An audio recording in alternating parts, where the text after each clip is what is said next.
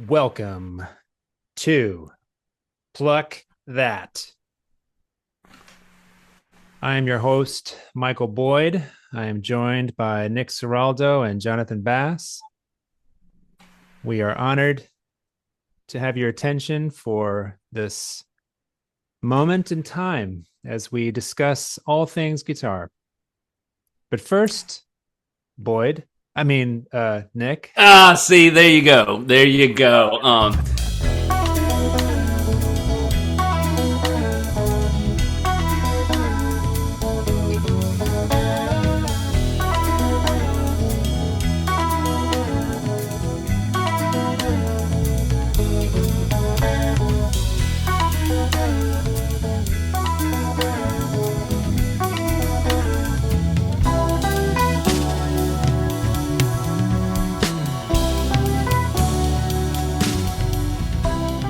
Do me, Nick. Sorry, I just laughed way too loud in the mic. Love it. We just internet up. Yep. All right. Well, thank you for joining us tonight. Yeah. Got a bit of news. I'd like to get into some news, if you don't mind.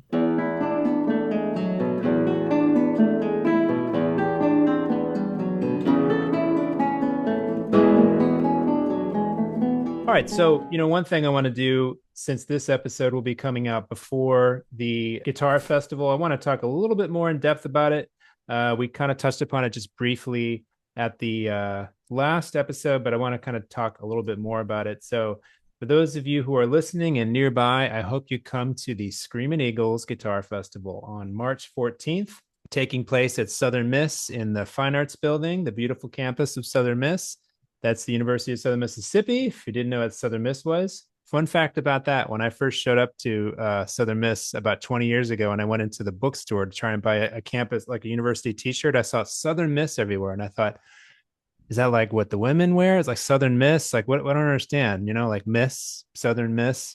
I had no earthly idea that it had to do with abbreviating Southern Mississippi. Don't shake your head, Bass. Come on. Doctor I know. Nikki Cilantro. I know. There's still a building in town. I think it's at the Cleaners. That when I first moved here, there was some sticker that said just USM, but then it had a bunch of M's after, like US, yummy. Terrible.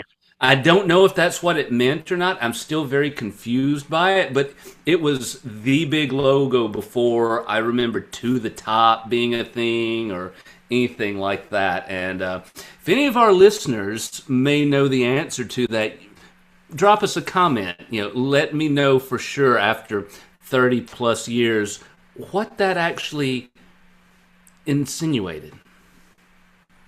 Or don't. Yeah. Scared to find out. Anyway, back to the Guitar Festival. So we got a jam-packed day. Jam is the theme. That is collaborating with people, playing together, having fun, chamber music, all those things about the fun of playing with one another. So March 14th in the Fine Arts Building on campus. I got registration at 9 a.m. We had Patrick Sutton on our podcast just the other day, and he was talking about his ensemble with his wife, Kimberly Patterson. The Patterson-Sutton duo will be giving a class in the morning. We have some really excellent students lined up to play for them, and they'll be coaching them on chamber music. At 11:30, we're going to have a Gypsy Jazz class with Russell Welch, who we have the opportunity of interviewing on this particular episode. And then after a lunch break, we're going to have a festival-wide jam at 2 p.m. We're going to have a room just devoted to anyone who's interested. You don't need to, but you're welcome to watch if you want, but to have a jam session. We're going to choose a couple of different tunes, a couple of different genres, so everyone kind of gets a chance to play what they like and listen and enjoy. Then at 3:30, we're going to have a coffee break. So there's a coffee shop across the street from the Fine Arts Building called Mobe Beignet Company.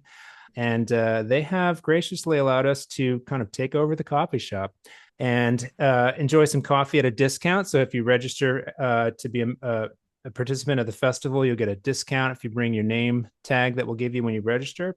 Enjoy some coffee. And while you're there, we're going to have students in the Southern Miss Guitar Studio playing for y'all. When we did this last year, the place was packed. We had lots of great guitar playing, lots of people enjoying. It was a really great time. After that, we're going to have at 5 p.m. the high school showcase. This is an opportunity for area high school students to play solos, play with their band, play with an ensemble. We've had all kinds of things. We've even had youngsters come. We had an elementary school nearby come and bring their ukulele. They had a ukulele ensemble come. That was a lot of fun. They're coming back this year, actually.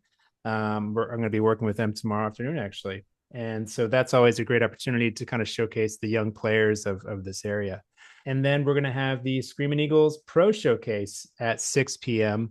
That's going to be with the Patterson Sutton duo that I mentioned earlier, and then the Russell Welch trio, kind of like a double feature. Amazing musicians going to be giving two performances. And so we should have a really great time. If you're interested in reading about this, I definitely recommend going to ciraldomusic.com. That's my last name, Ciraldo music.com. And then at the upper right-hand corner, you can click on the link that says Screamin' Eagles Guitar Festival 2026, and you can register from there as well. So that's my news. And good news it is. Thank you. I also got a rant.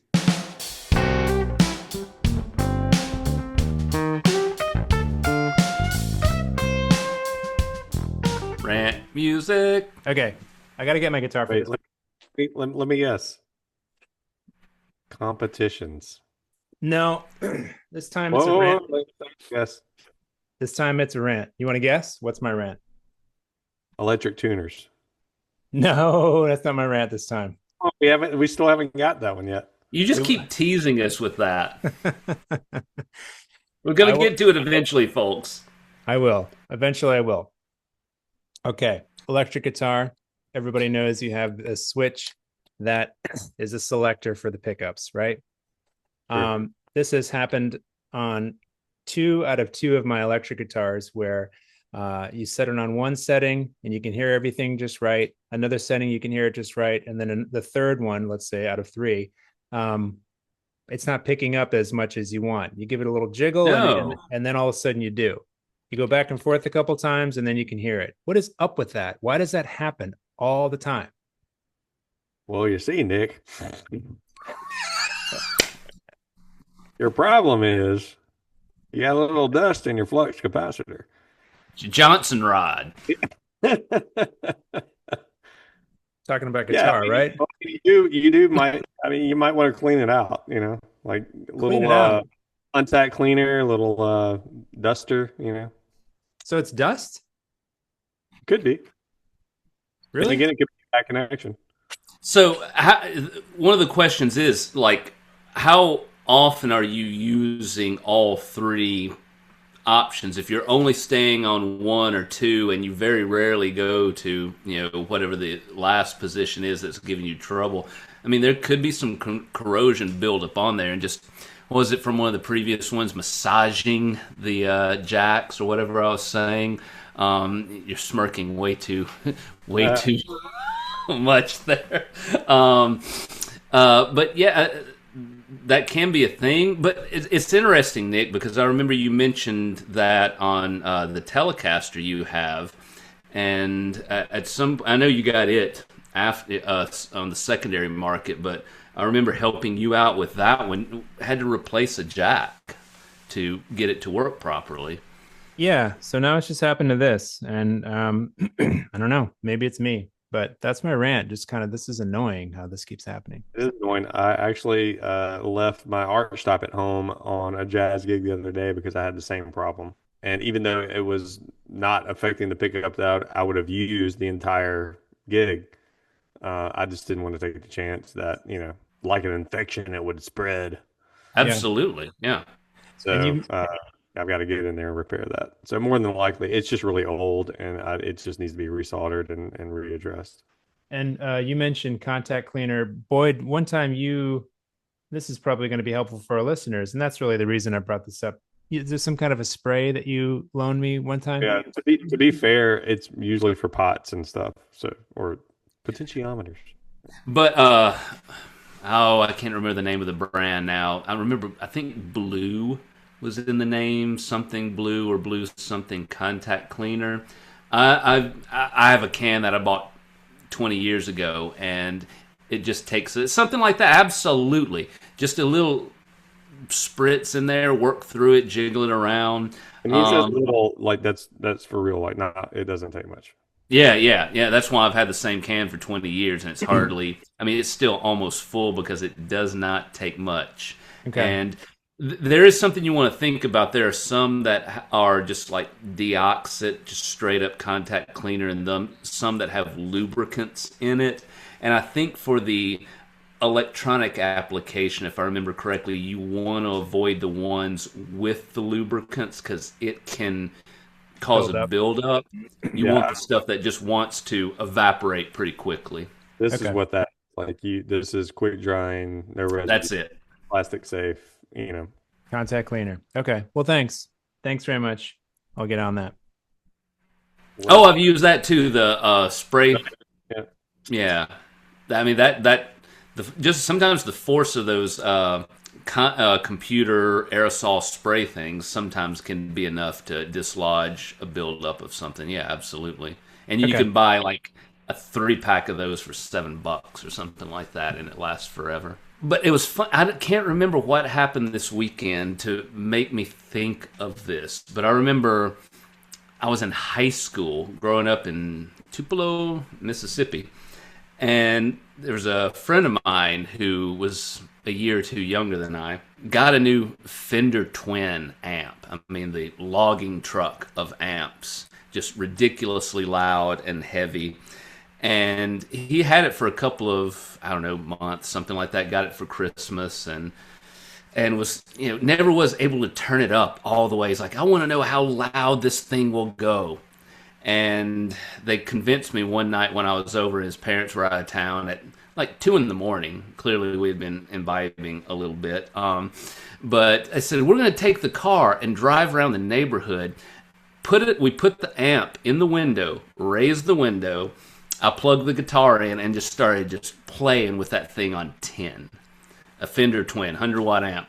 And I did it. I was like, I'm just going to keep going, just keep going. And minutes went on, and I thought, surely they're back by now because I can't hear anything. My ears are ringing, And as soon as I turn it off, I hear there's a throng of people on this guy's lawn just yelling, turn that down! What is going on here? And, of course, his parents heard about it when they came back from, being out of town. And, I got him in serious trouble. Wasn't the first time, but I can actually say I've turned a Fender Twin up on 10 and rocked it out. Okay. Nice. Goodness gracious. All right. Well, that's enough of my ranting, and thanks for listening to me, guys. I think it's time to introduce our guest for this episode of Pluck That, Russell Welch. We're super excited to have Russell on the show for a couple of reasons. One, he's an amazing guitarist, musician, trained in jazz, and now is very adept at Gypsy Jazz and is one of the most in-demand guitarists in New Orleans, playing that style of music, and others. I've gone down to New Orleans a couple times and I've heard him play. Super excited for his success, also because, number 2, he's a graduate of our program at Southern Miss. I think I've mentioned it already, but he's going to be one of our guest artists at the Screamin Eagles Guitar Festival coming up. And so just really curious to hear about his whole world, and let's talk with Russell.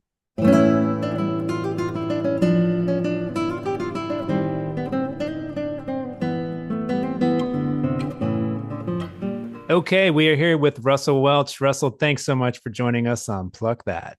Absolutely. Thanks for having me. So we're so excited. You're coming to Hattiesburg soon for the Screamin Eagles Guitar Festival, and we're excited to invite you as one of our guest artists with your trio. But we thought that ahead of your arrival, the 3 of us have been fans for a long time. We thought it'd be a good opportunity to talk with you on this episode and get to know a little bit about you, your music, everything. So thanks again for being here. Come on. One of the things that we like to do, and I'm really interested in this question in this episode, is to kind of do a little bit of a rundown of your gear. Could you tell us a little bit about the guitars that you play, the amps that you play through, that kind of thing? Man, that's the nerdiest question ever, and I can, but I'll try to keep it like very short, if that's fine. So these guitars, like this one, is a remake of a Selmer McAfee. If you Google it, it's a Gypsy Jazz guitar, but it's a Selmer refined it for Django, and it's before amplification. So it's kind of classical shaped, but with still strings, just to make it a little bit louder. So acoustically, these are very great guitars, but I would almost say they're like Telecasters, to where they don't love you. They really fight back. It's like a big chord, but it's almost like a banjo that loud. So this would be a remake or a replica of like an early Selmer McAfee 30s Django Reinhardt style guitar. And like we were saying earlier, the big D hole is not really for sound. It's because they used to have a resonator in there. It's just so you could put your hand in. So really? the yes. So the frets to the body is what really makes the sound like a banjo. So 14 frets to the neck gives it a more of a punch, and 12 frets to the neck, which the D holes used to be, is a more lush like rhythm sound. So it's really about the neck scale more than this. That was just for because they had a weird resonator in there. So it looks like a tuba. Oh my goodness, it's going to be so loud. It was only for convenience. Huh. But it's really spruce top and laminated inside, and then steel strings or silk in the middle, steel strings. But it was really just for volume, before pickups came. And then when the pickups came, what I use is a late 40s replica that's just a single coil, and it goes probably like through the most simple tube amp you can get, and that's the late 40s Django sound. But there's not a lot to it. It's really just about fingers and not too many tricks about it. Yeah. What's the scale length? Do you know right off the top of your head of that one? 6, I don't know off the top of my head. But this would be they're all the same, but I know 14 frets to the neck, and then here scale length. You could look it up. I really don't know. I am curious. You mentioned, when pickups came along, and forgive my ignorance on this, because I'm familiar with a lot of Django's, clips that you would see from newsreels and things of that nature. Did he ever actually play through pickups or amplification? Absolutely. Again, another crazy story. But when he came to the Americas, he didn't even bring a guitar. And when he played with Ellington, he had an Epiphone Emperor, which was like a 17 bout, like huge American jazz guitar. And famously, he goes, "This guitar sounds like a tree. My guitar sounds like a cathedral," But no, really. And then if you look at the pictures, because it was all, can you imagine back then, like one microphone, you're playing for a hall, feedback problems and everything. It's a very loud guitar, but that's his whole life. So when the pickup came out, you can see pictures where he screwed it into the wood. Wow. Like "I will never be quiet again" type stuff. And it sounded exactly like you think. Early 40s pickup. Yeah. That just blows my mind. That's amazing. And so the other one that we can see with the smaller hole, that's because you don't have to worry about the resonator anymore. Well, so again, it was Mario McAfee was Spanish, and it was very obviously classical. And I think the cut was model jazz. So, like having a cut because, I'm a guitar player. I play up here. But when it got, Selmer bought it, it was the smaller hole. And it does kind of laser the sound a little bit. But it's exactly the same. It does sound slightly different, but it's more timbre. It's not about volume or anything for the most part. But once the Selmer company bought it, then everything was there. And that was model jazz. And then, of course, Django was the guy. So they sold it about, Django's guitar and stuff. So for most of your performances in New Orleans, is it unplugged or plugged in? Depends on the show. I call it fighting the good fight. I really like to play acoustic. And even if there's drums or something else, the whole point of this guitar is to be acoustic, So I really like that. If you want to talk about gear, I have a whole tone dexter pedal. That's, I don't know if you're familiar with that, but it's a whole way to keep your acoustic sound and everything. But when you're playing at places where there's not really a sound guy or front of house and it's an unfamiliar sound system each time, then I go through, my guitar's beautiful, I will play this guitar like this. Or you put the pickup on and just have an amp, be like, I will not have feedback, I will be loud, and I will be present. I will be part of the band instead of fighting against, the PA and stuff. Yeah. Yeah. Gotcha. I've done a little reading on your style of music recently, and I understand that there's also like special picks that can be used. Do you use those? Yes. But not anymore.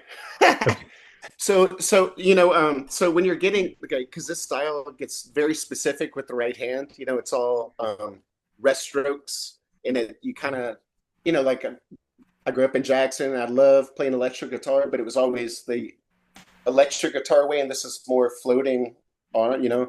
So you really have to get into switching it around a little bit, So sometimes they're especially there, but very much like classical, like, or upright bass, everything's kind of a rest stroke besides the rest of it, which gets the technique out a little bit. Yeah. Huh. I want to ask one more nerd question about the gear. Do either of your guitars have 0 fret? Yep, they all do. Okay. So everything's like, it's very, like I'm saying, spruce. I mean, it's laminated on the inside. You can get Brazilian or Indian rosewood on the sides. But it's very much like a classical guitar besides the silk wound metal strings. The rest of it's pretty much classical and a 0 nut. Yeah. Yeah. The 0 fret was, that's always been an interesting, feature. I thought that they mostly had that. Yeah, to keep some continuity in the timbre, even with the open strings. Oh, really?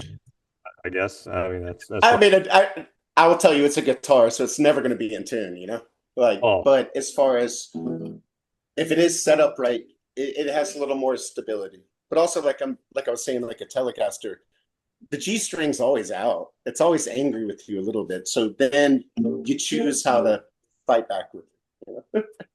Right on. And you said you started on electric. How did you sort of develop? How did you morph into playing Gypsy Jazz? What led you to that? Well, growing up, it was a lot of blues and Jimi Hendrix and Stevie Ray Vaughan, whatever is the coolest guitar, so that stuff. And it was very, very nice. And then it was really the internet a little bit and some records where I saw all these young kids that were so amazing and doing, because of the right hand technique, things that seem impossible, like with normal electric playing. And Borelli Legrand, if you look at those videos when he's 16, oh my goodness gracious. But I was like, wow, what a prodigy, what a genius. And then more videos, I go, man, there's 20 young children in this style that are just like really doing Django stuff. I was like, there might be something there that I don't know about, Yeah. And so, but it was really about the right hand technique. And even to get more nerdy, when I was playing early, I used my middle finger and thumb, and that was all the. And so all my bad habits were in there. So when I got back to these fingers and I knew how to practice right enough, then I could sit there and go. I actually remember that about you. Yeah.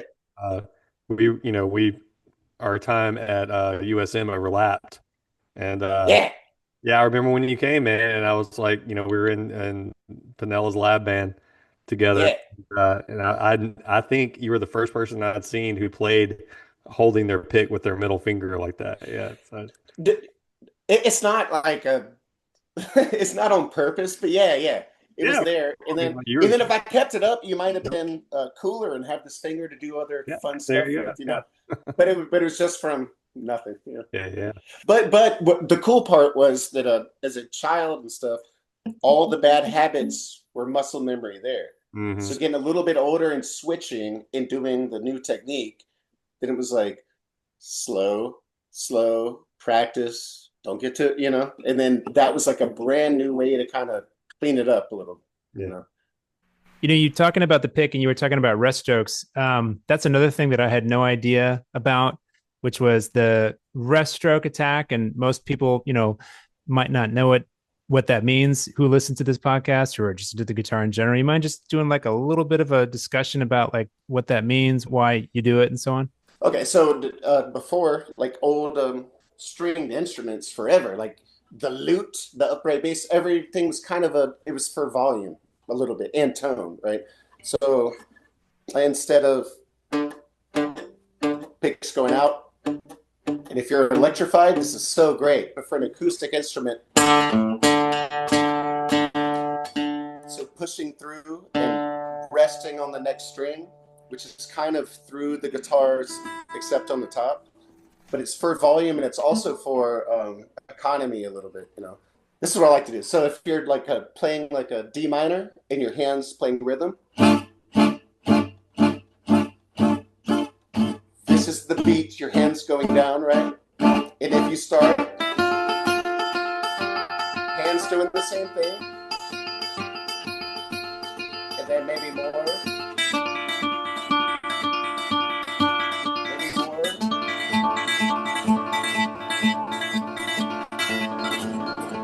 six is crazy, I don't know.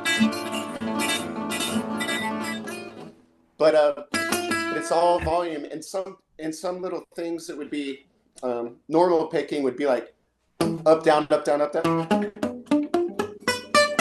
Little diminished thing in E. But if you use this, it's all downstroke. So down, down, down, down.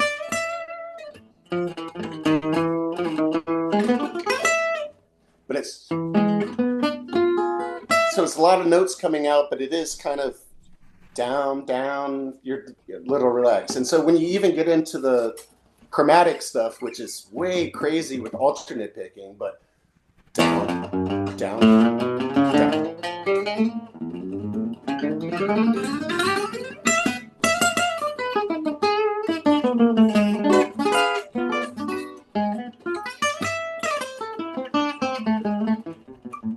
That's almost all. Ooh. Yeah, but it's rest strokes and it's down. Yeah. So the things that seem really hard if you were playing traditionally, like all day long,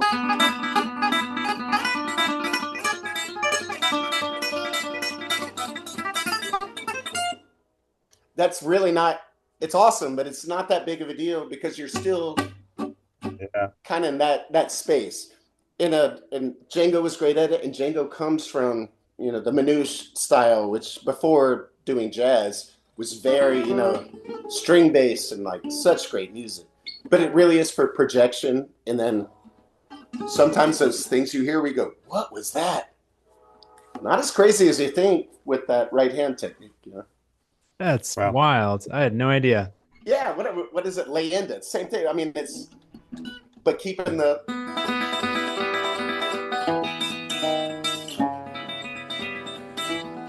But you're really not. You're not really playing that much. You're right in there and just make sure that it's in there. Yeah. So how long did it take you to develop that right hand? Well, when you decided to switch, you know what I mean? Yeah, I had a teacher. He had a good one. He said accuracy before speed. Transcribe, like don't, you know, like listen to records and transcribe. And he said the first 30 years are the hardest. And it gets easier.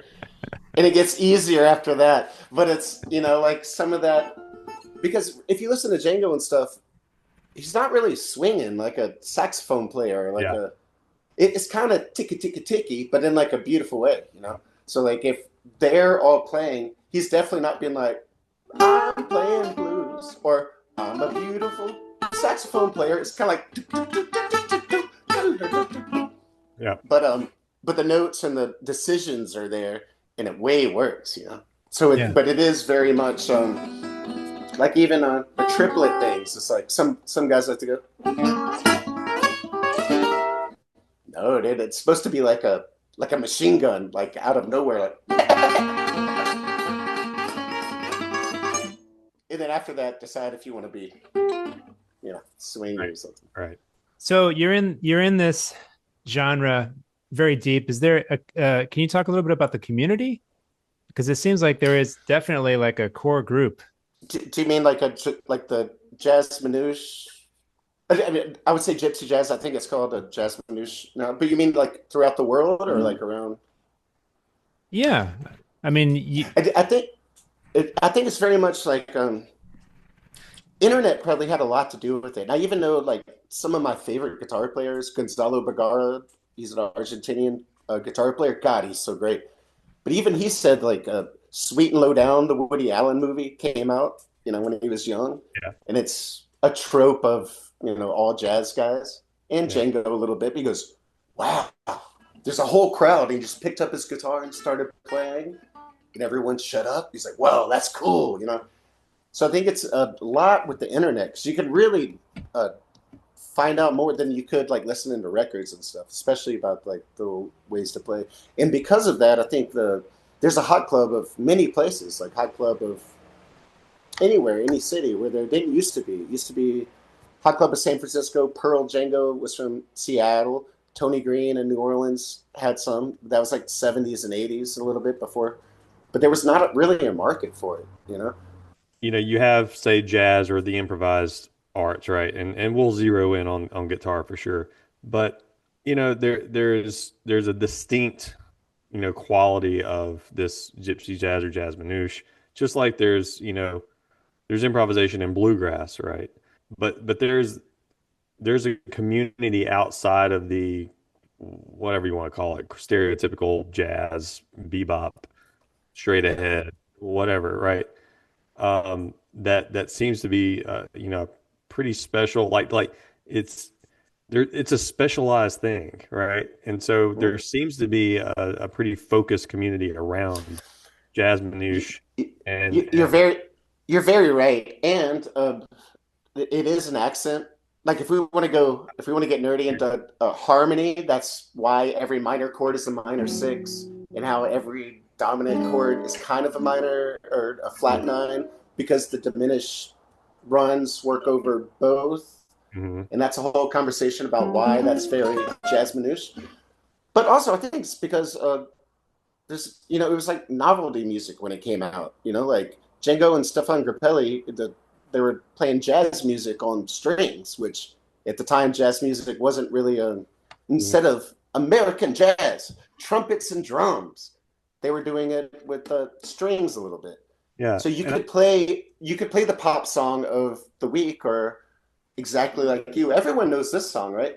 But then more specifically, you could go to the coffee shop and play it. You could walk down the street and play it. You could, a little bit of that. So it was a little more mobile and trying to make the guitar sound like Louis Armstrong. Wow. I mean, you can. Django did a very great job, but it's all supposed to be early American jazz and New Orleans jazz, really. So, Well, and that's a great point. So, I mean, this is very superficial, and I don't think I'm the only one, but like I can't pick up that kind of guitar and not try to imitate what you've been doing right now. You know what I mean? Like I can't, or put it this way, more accurately, like I can't pick up that style guitar and just play how I normally play.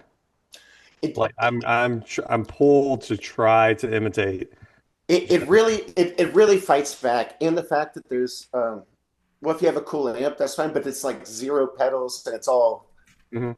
fingers. So it's really you, like I was saying, you can't just play like a big open G chord and everyone goes, "I know that song." It's gonna sound not good. Right. But what it sounds good is once you kind of wrangle it in. So it's like it's hard. But just like the coolest way to play guitar in the world is flamenco, kind of. And if I don't know any of this stuff, but if I got a guitar with a flamenco player, I could not stop myself from going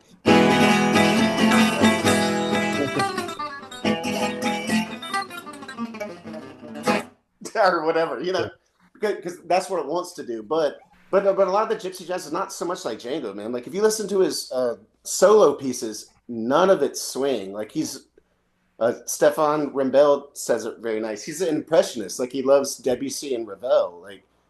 Like when he plays solo guitar, he's definitely not going, "Hello, my darling. Hello, my baby." Like he's really doing weirdy, fourthy things. Like he's playing guitar like a solo guitar piece, Because Hot Club of France was never really a band; it was a record club, And then they got him out. Django, wake up! And Stefan is like, "Oh, y'all show up and make a record," you know.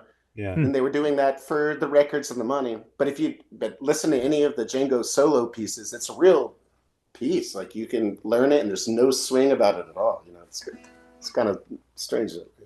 I was going to ask a question about the name of the genre, Gypsy Jazz versus Jazz Manouche. Is Gypsy Jazz out of favor because it's offensive? Some people want to make sure that you want to make sure. I put out an album 14 years ago that's called Mississippi Gypsy, and it's Gypsy with an I because the website with the Y was already taken by a lady that sells clothes in Mississippi somewhere.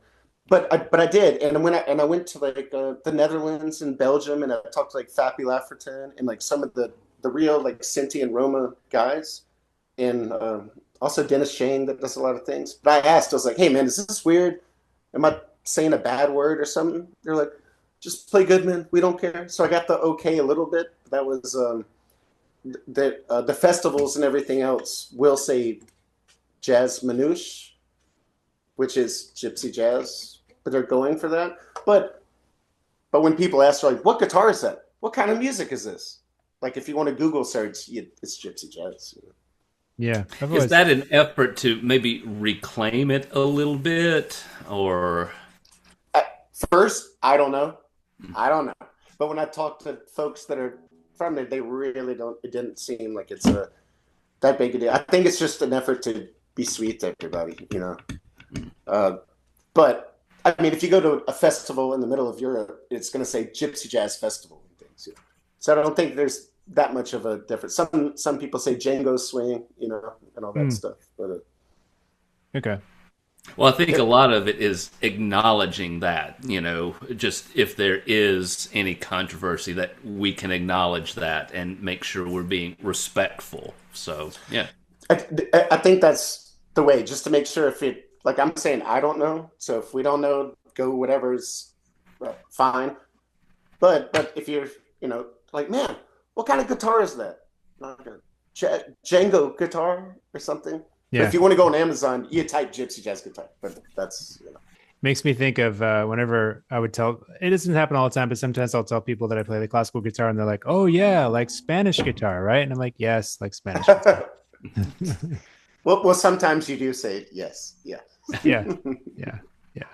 You've been pretty busy. I think I saw recently, not so recently, but maybe last summer you were at a workshop, like a Gypsy Jazz workshop. You were invited to be a guest there, and you've been playing all over New Orleans. Do you mind just talking a little bit about some of your recent projects? Yeah, well, in New Orleans, I play often. I mean, weekly, every Tuesday and Thursday at the Spotted Cat in New Orleans for 15 years. And this is, yeah. But also this is a more New Orleans jazz bands. So just like we're saying, what a beautiful acoustic guitar. There's drums, there's horns, and there's like loud people. I put the pickup right in, I have my AERM, I turn it up, and it sounds like it does, and does the job, you know. But I go back and forth because I played Django in June, which is a Gypsy Jazz like summit, and there's teaching, and there's all sorts of stuff. And then the folks from Europe and like the Netherlands will come down also. So each time I go there, I get used to playing in New Orleans from like, well, I'm not going to have feedback. I'm just playing. It's got sustain. Cool. And then I go there and hear so much acoustic guitar, and then I come back and go, I will never do that again.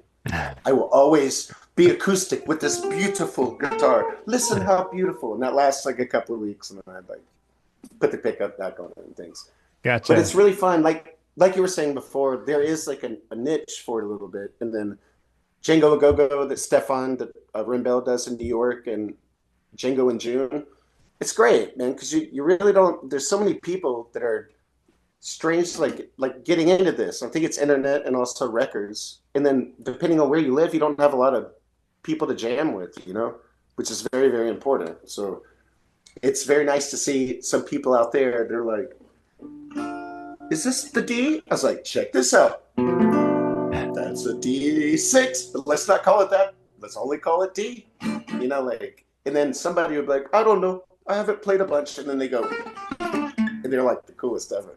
It's really like a weird community. I think the internet has a lot to do with it. But those are all over the place. And again, like there's a hot club of many places, you know. So we have the Screaming Eagles. You mentioned the word jam and made me think of the upcoming guitar festival they have at Southern Miss, because jam is the theme this year. And let's not give too much away because we want people to come to the festival, of course. But what kinds of things will you be talking about? You're going to be giving a little bit of a workshop, getting just some basic ideas. What I like to do is I will start with what I wish somebody told me like 8 years ago that would have saved me 4 years.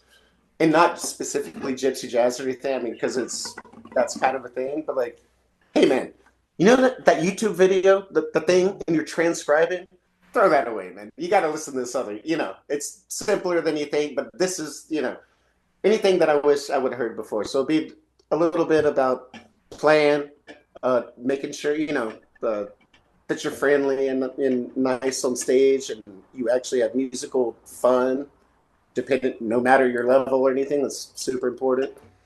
And then I also have the trio that I'm coming with that's very specific. So John Rodley on rhythm guitar is he was in the Jazz Vipers, Cottonmouth Kings. Like when I first came to New Orleans, I couldn't believe that everyone has to be a drummer, especially guitar players.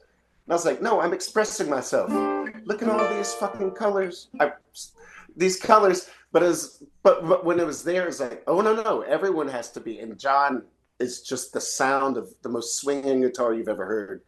If there's ever a guitar player, you can tell who it is in 2 chunks of a guitar, it's him. So big chords and everything, he's coming. And then Tyler Thompson on bass is a master of the slappy slap bass. So he's very musical and knows the songs and things, but when it's time to wind him up, he goes, oh, my turn. You know, so it's a mixture of swinging, good songs. Don't do too much, but when it's your time, go there. It's fine. So maybe a little bit of that, and then during the workshop, I'll have a 15-minute of this is what I want. My papers are ready, and then after that, it's wide open. Like, what's your question mark? What do you want to know? Let's talk about anything. You know. That's nice. That's nice. Yeah. We have like a jam session, like a festival wide jam session kind of booked in as well. And I'm hoping that by the time we get to that, people are maybe interested in trying to do something. Like we may do a hot jazz number and see how people do, you know, might be their first time. What do you mean? And we're going to play together, right? We can? Yeah, we can. Please. Okay. All right. Yeah. Right on. Is that like a festival wide thing, or is it just me, or? For the Django Fest, they're all different, you know, but there are some similarities where somebody plays and there's a headliner, but at the end, there's definitely like sometimes everybody get to the stage and the sound guy goes crazy or whatever. But you're there, but you play minor swing, or you play Dark Eyes, or one of the anthems, kind of that music. Yeah. And it's a big old mess, but it's way fun. Yeah. Well, that's what I thought you meant when you first brought it up to me a little while ago, and so yeah, I've been talking with some folks about that. They're super stoked about. I mean, they're stoked about you coming in general because you're such an amazing player and you're going to bring so much excitement to this festival. But they're excited about that little jam at the end too. Well, then we'll talk about it. Make sure we're all on the same page with the song that we all know, and then slam it. Yeah. All right. I am curious. I mean, you have a very diverse background. I mean, coming into USM, I mean, you were, you know, a great player doing a lot of rock. You clearly did, you know, jazz band. You studied classical. You're doing your own thing with, you know, this style of jazz now. Are you at a point in your career right now where this is what you do, or do you still do other styles of music given on the occasion or things like that? I do. I think that's one of the things jazz lends itself to, but it's any style in the world I will play. And even in Hattiesburg, when I was in like indie rock bands, were trying to be the new Beatles and stuff, like that was fun. And then I play in R&B bands, and where I get to play my Telecaster and an electric amp and stand up, you know. But at the end of it, it's music. And so, you know what, I like pop. Dude, I listen to even like new stuff. And so the jazz is actually, I love it. And it's what a beautiful thing, especially in New Orleans, like where a lot of this music's from, having a cultural influence, which, come on, Mississippi is huge about that. Like, it's very nice and lucky and grateful to grow up around a place like that, you know. But at the end, if you're on the same wavelength about these songs, it's also a vessel to create something new every day and improvise with your friends and see if your friend's having a good day or not. And oh my God, man, we are so swinging at that. Or, what's going on, man? You need a sandwich or something? You know, like, but it's always a little different it's different every single time. So the vessel of hanging out with your friends that are nerds and also play well, man, that's so killer. I'm stealing that from you now. Next time I'm at a jam and it's not going the way I want to, and people look at me like, "Man, I just need a sandwich." you need a little cup of water, yeah. But the same way. And how about this? A jam that goes like real weird and it starts being bad, and like the bass player didn't show up, and so the time's all wonky, and then some guy's sitting there like playing a weird drum completely out of time. Not such a bad deal, dude. That's kind of like, there's a humanistic part of it that's like kind of fun. And then if you're playing with folks and you accidentally end at the same time without planning it, you know, dude, then that's the coolest thing in the world. It's funny you would say that, like the things that go weird and awry and embracing it. When I was an undergrad at USM, long before any of you gentlemen were there. But the dance studio had this, kind of avant-garde improv kind of dance thing. They just wanted people to show up and jam in the spirit of, whatever was going on and just improvise. And there were some really weird moments that came out of that. But there's also some really lovely things that came out of it, like meeting people you hadn't met before and realize you got a connection and, exploring things like that. I hadn't thought about that in a long time, and you're saying that just made me think about the beauty of those weird moments as well. Also the element of fear is awesome. Yeah, so like not knowing if we all know the bridge, or we're going to figure it out, or how it's going to end, or how that the anxiety is kind of cool, Yeah. There's even a time here, there was a open ears series, and it was like improv music, and it was me, Washboard Chaz, and Martin Mazikowski on bass.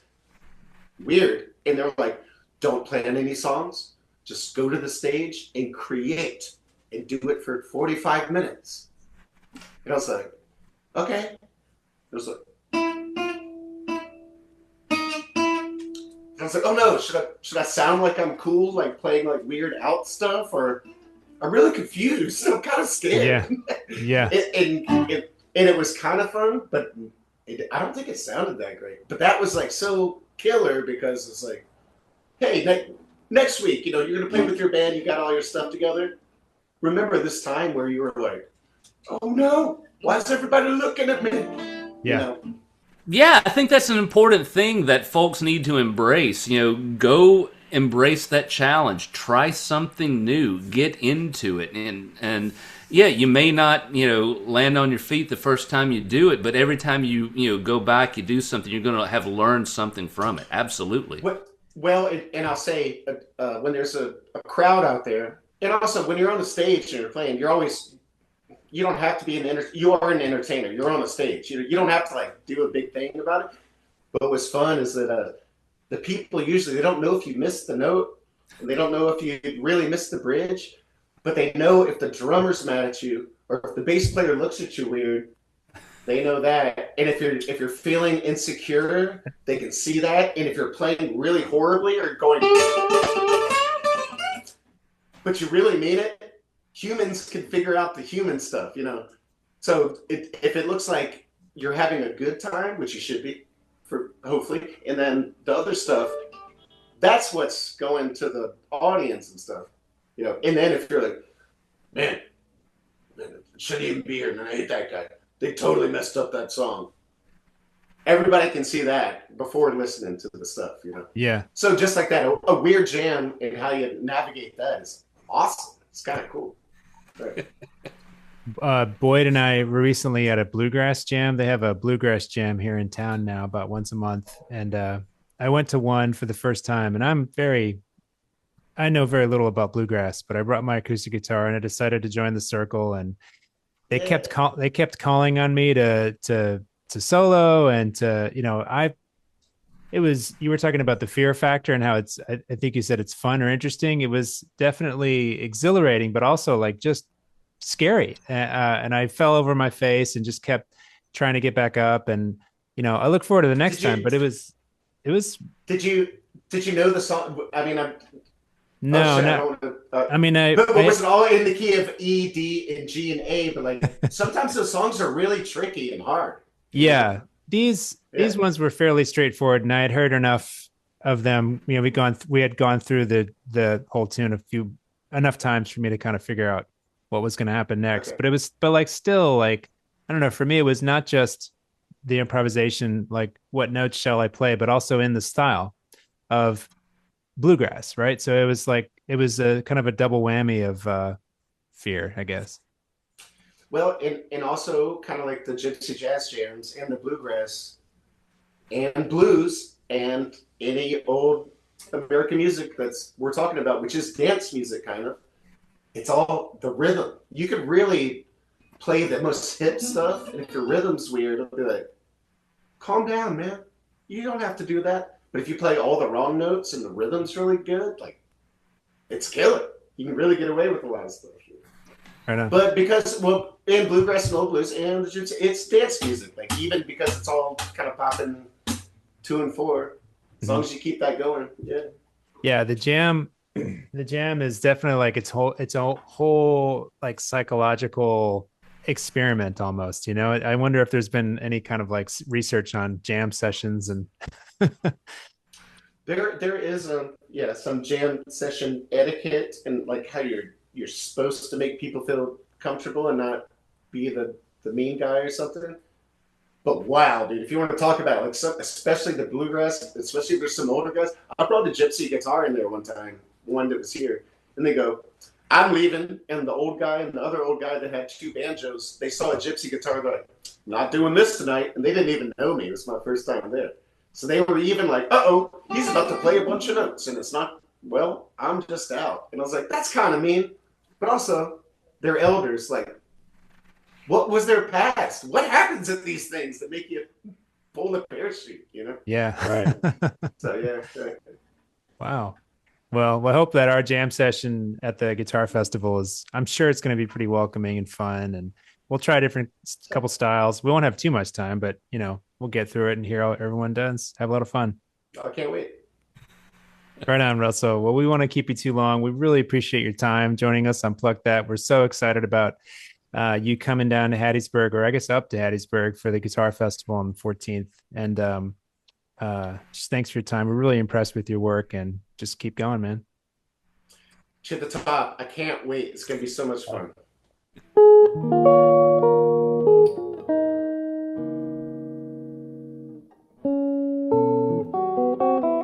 All right. Thanks so much to Russell Welch. I want to thank you all for listening to Pluck That.